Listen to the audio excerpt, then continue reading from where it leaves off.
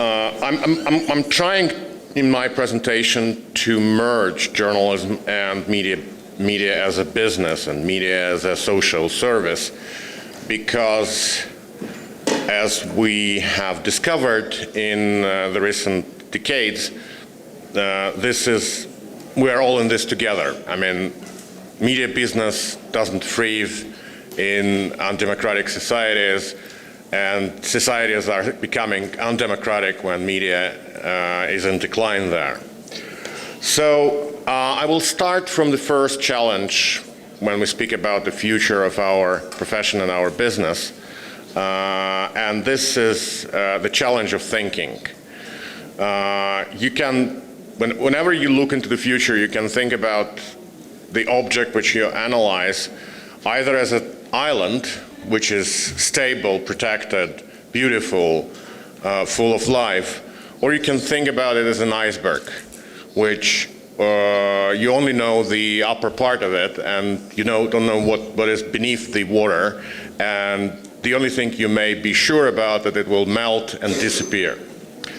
And we'll speak about this in the first part of the presentation. The second part of the presentation would be about the challenge of change. For older generations, the change that had occurred within last 3-4 decades is immense.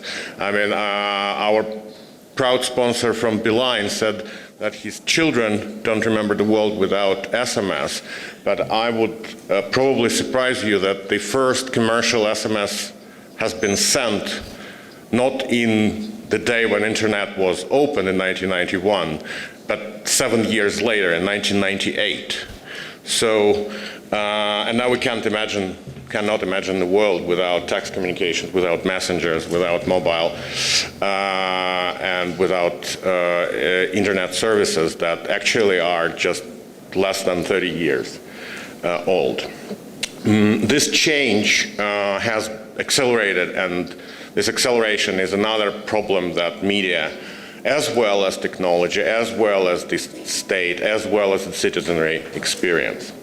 And the third part is the challenge of post-truth, or the challenge of absolutely new and undiscovered and unclear methods of averting media as a social institution, as a public eye, as a watchdog, and the problem that has been deeply rooted in the society, and only sort of within the last several years we started to realize that we have to think and work more averting this. So let's come back to the idea of island and iceberg thinking about the future of media and the future of journalistic profession. In the good old days, it was very simple. It was money in exchange of communication. Object would be a newspaper or magazine or TV program, which you probably paid with your viewing of advertising. Then the hard times came when the media became abundant, and 90s and the early 2000 decade had been a period when we had so much media around us that within a single decade, the media consumption in most countries grew more than 2 times, from about 5 hours a week to about a day to about 10 hours a day, making it together the largest human occupancy of all things, including work, sleep, eating, sort of sex, whatever. I mean, it's 2 times more than we work and about 2 times more than we sleep. And now it comes to something that for traditional journalism, for traditional media business looks like the last day of Pompeii, when everything is so much, everything is so abundant, and everything is so pervasive, and everything is so delivered to you that you cannot find actually the place for what you're doing in this very complex communication world. But let's think positive. Let's think we, as a media workers, as journalists, as businessmen, and civic servants of public interest, that we are on the island, a beautiful island that we need to explore and develop and help thrive and keep its beauty. Media industry is still great and big. Even falling and disappearing newspapers are still the largest single business in the world perspective. It's about 4 times bigger than the music industry and about twice as big as filmed entertainment, and about 60% bigger than book publishing and educational publishing. Although this chart is probably not so positive, but you still see that a huge amount of money comes directly from the consumer. I mean, consumer pays for news, consumer pays for information, for entertainment. Even this chart that shows U.S. share of digital and non-digital advertising shows that it's not that bad. I mean, the decline, although it looks probably quite steep, is compensated by a huge rise of digital income. So the conclusions of this is that media industry is still very big. I mean, it's still a very large and important chunk of every nation's economy. And audiences still read, consume, watch, listen, whatever we need from them. And that people would not be interested in media if journalism would not rise, if journalism doesn't raise important issues. And advertisers are very much used to professional context of their placements, and society needs at least some watchdogs because it pays for people who does this journalism.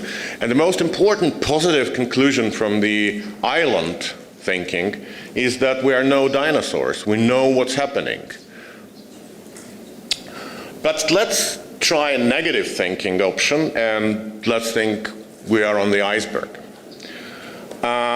One of the most troubling graphs for traditional media, for media of publishing, for media of newsmaking, is this one, is the real distribution of media consumption and the trends that happen there.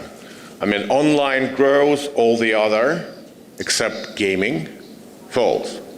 And the share is dramatically changing towards digital. And the digital is ruthless because instead of billions that flow into traditional media, even in television, we only see stagnation there. I mean, the figures are not really much growing in the perspective of 5-7 years.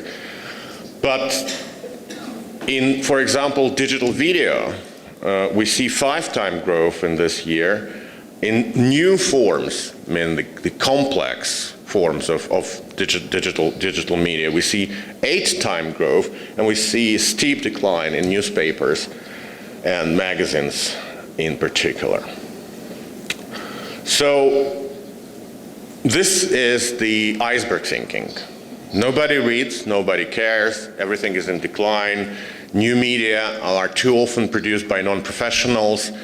Traditional journalism business is not in high demand, and cheap labor and editorial routines are rejected. Cheap labor replaces editorial routines, an excessive number of journalists that cover sometimes unimportant, like in general unimportant, but in the long run very important things. The iceberg thinking makes you a conclusion that smaller markets are in big danger, and especially markets that are not self-contained in terms of economy, and that politicians and the states in general are much more ignorant about mass media than they should be. And the problem is that consumers love kittens. Too much love, too much kittens. Here we come to the challenges, and the first and foremost challenge is the changing consumer and I would say, the social change, the change that social media provides to media in general and media consumption. This graph probably a little bit complex to understand, but I will try to explain that if we take traditional consumer, most of his time he spends with television. The modern consumer, the consumer of sort of present, divides his consumption between sort of traditional web and television, and a little bit less of mobile. The emerging consumer, the consumer that comes from a younger generation, they immediately move to mobile media consumption. They still consume quite a lot of traditional web through their desktop or laptop computer, and the consumption of television is on the third place. But what will happen in the future with this is very difficult to say, and I will come later to that because there is much more important figures to say. When we see that the future of our kids that are absolutely stick to their mobile screens is about, is there an information format, a communication format that fits mobile first? The business question comes as a next generation question. When newspapers were in decline and the web was on the rise, my friend John Patton of Digital First conglomerate created a concept of digital dimes replacing paper dollars. Dime is a 10-cent coin of American dollar. Now the concept is that mobile pennies are replacing digital dimes because mobile advertising is even more cheap, and CPTs are even less than for web sites and apps, for example. The problem with extreme digitalization of journalism is an emergence of robotic journalism. Even larger conglomerates like Associated Press and Bloomberg and even some newspapers have replaced some routine journalistic tasks like description of the behavior of exchange tickers or commodities or real estate listings to robots, and robots do it faster, better, cheaper, or even for zero cost, and so on. And everyone is asking whether Facebook is media, and whether Facebook, as the largest social network humankind ever had, and probably would never have any more, isn't it is a huge threat for mass media and journalism as such. I would say the good news is that we have a plateau now. I mean, it's a stable, more or less sustainable situation that doesn't seem to have any crisis lying ahead of us, at least in the next 5 years. Media consumption trends really don't change much within last 5-year period, and we see no technological or social disruptor that would dramatically change the way it works. Some of the specific generation-targeted media in many countries have been much more successful than non-generation-oriented media. For example, in the United States, AARP magazine and general AARP is the American Association of Retired People, which unites Americans, like 65 million Americans of age of 55 and older. Is still the largest printed publication in the world, amassing 25 million copies monthly, and it's not in decline at all. Neither it is in digital, because the younger generations coming to near pension age, they also start to consume, but they want to do it in digital form. So they stick to the brand and continue to be the audience. And the threat of sort of robotization and changes in the way we work and live actually is good for media, because it gives more free time and expands the capacity for media consumption in terms of time. And there are forms of journalism that thrive on mobile. A little bit about technology. It's really fast. I will try to be really fast. Technology is usually described in most presentations through a Gartner curve. It's a special type of presentation of the emerging, developing, and declining technologies that affect, in this particular case, mass media and journalism and communication as such. This is a graph of 2006. And you see that, oh, sorry, I was mistaken to go other direction, that something called Web 2.0, a social web, and something that is called speech recognition is on the top of hype in 2006. There are no iPhone yet. It's summer of 2006. iPhone will be out 1 year later. Smartphone is something that is expected to be on the market next year. And now we see the most recent Gartner curve, which demonstrates us that every technology, actually every technology from the first one, has been put into action and affect our daily life.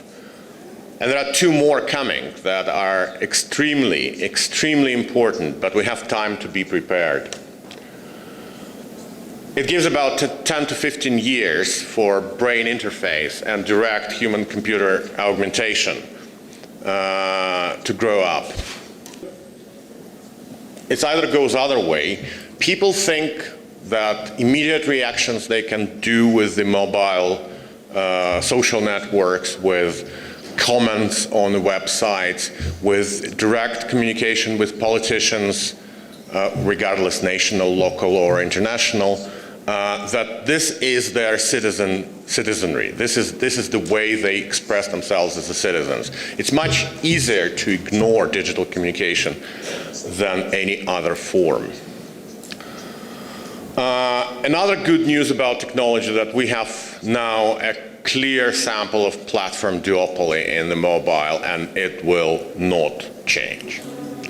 Apple and Android had divided the market the same way like Apple and PC divided the market of computers, and this would probably be more or less stable for another 10, 15 years. So it's safe to be oriented on these two platforms as technological company for media business. And it seems that we are facing also plata in this continuous discussion on the copyright issues that is more and more important for the Western world, and it's also one of the most important subjects now of the world business organizations, because it's a huge part of the industry that is in a serious legal crisis. And now the social challenge, regardless of whatever you have, I mean, I don't know, probably Armenia is a Contact country, but you'll still have the problem of Facebook. And this is something I promised you in the earlier part of the presentation. Today, in 2016, we have about 13% of population of which we don't know a thing in terms of their media consumption and, in a result, their attitudes toward society organization, towards the way society should communicate with the governing powers. It's about 13% of them. It's the people younger than 15 years. It will take 10 years for this part to grow to about 30% of the global population. It's an amazing, amazing growth that will happen, and that will completely change the face of media. Facebook today is the largest social organization humankind ever had seen. 1.7 billion people are using it at least once a day. It's 23% of the global population, very similar figure to what I told you about unknown kids and their behavior and their attitude to the way we live. And one of the most striking stats I found preparing this presentation, that there are more people on Facebook than people smoking. But Facebook is not alone. Facebook is supported by a huge and growing and developing and competing industry that takes this digital social into new dimension and creates an absolutely new reality, which is, I just want to underline, is supported by this future 30% of a known population of the world. And now to a political part. In every country, in every society, people face the problem of this. I mean, mass media had made us more literate, more clever, more engaged, more communicated, but it also created a problem of distribution of something that is not true or irrelevant or even contagious or malignant.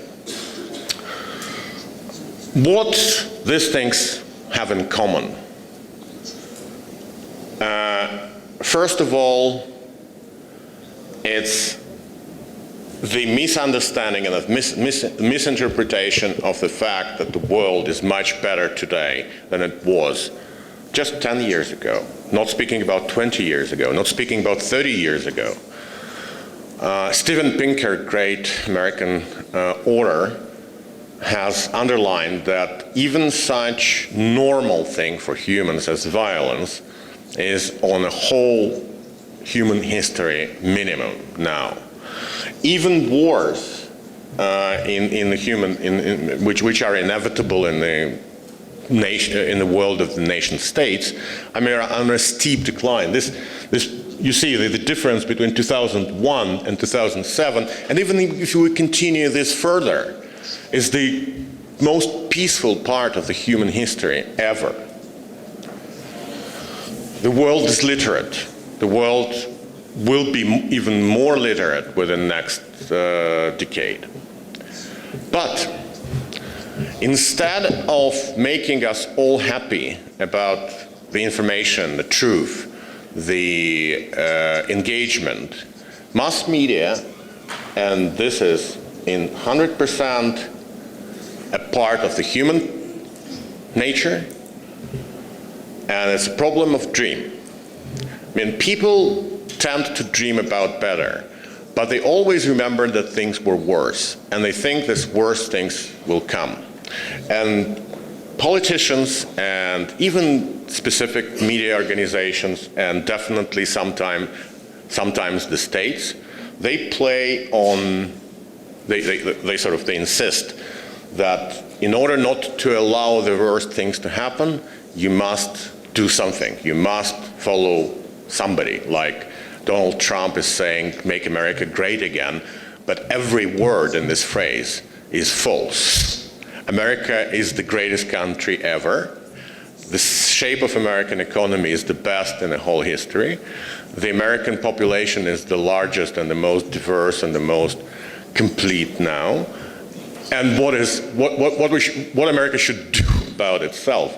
This is same in every political populism and like racial derailment things. In Europe, they go for the same fear and same dream of something better. There's also inequality behind that. I mean, humans are created equal, but they don't have similar wealth or similar capacity of doing things.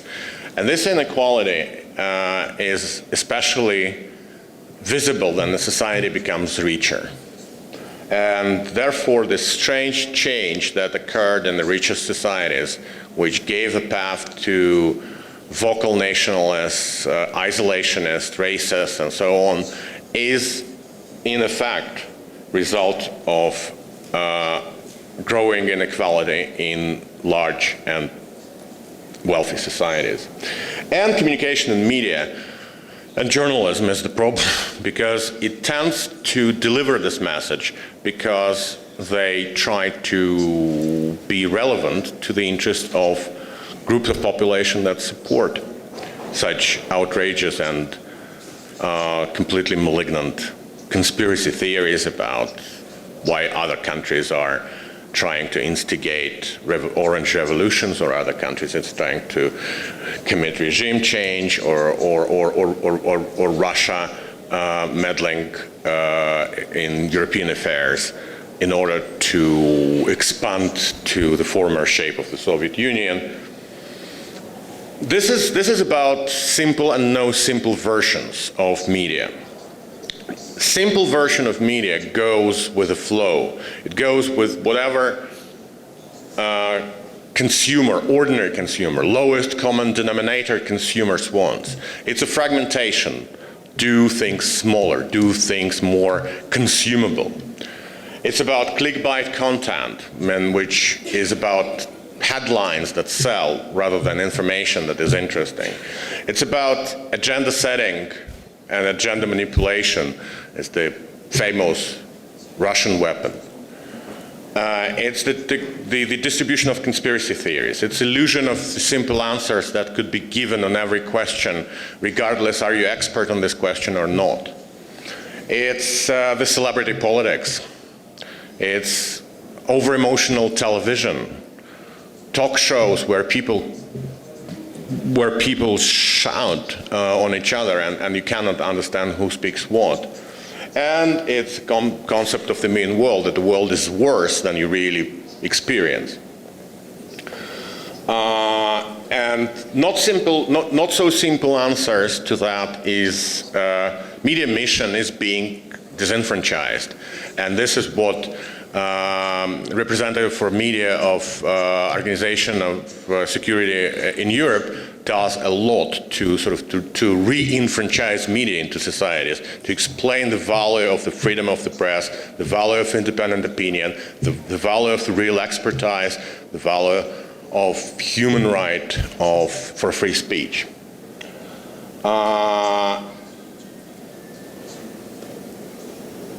And one important thing that an old person who started his work with paper in the newspaper with old type of printing machines, linotypes and so on. Unfortunately, the internet age, whatever we think about it and about power and wealth, has not solved the problem of media development and democratization. Unfortunately, internet gave more corporate control over communication than ever. 5 global companies control now 80% of internet money. We call them FAFA. Facebook, Google, Amazon, Apple, and Microsoft. Unfortunately, we haven't seen yet how internet had advanced a democratization of the state and the relations between people and the state. And unfortunately, we also see how non-democratic states and autocratic and totalitarian states exercise an internet censorship, and they do it in an even more profound and professional way than ever. And we yet see that instead of television couch potatoes, we got social media couch potatoes.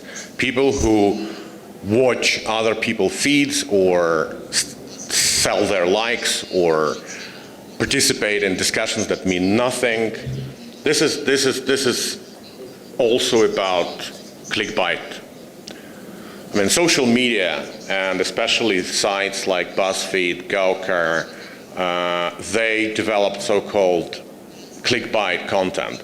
This is about sell you the news that may be not relevant to what is said there. Well, like man tries to hug a wild lion, you won't believe what happens next.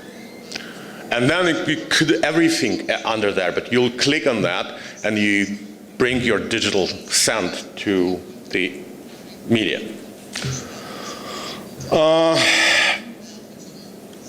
Politicians are also becoming big media companies. Donald Trump on Twitter is bigger than Associated Press.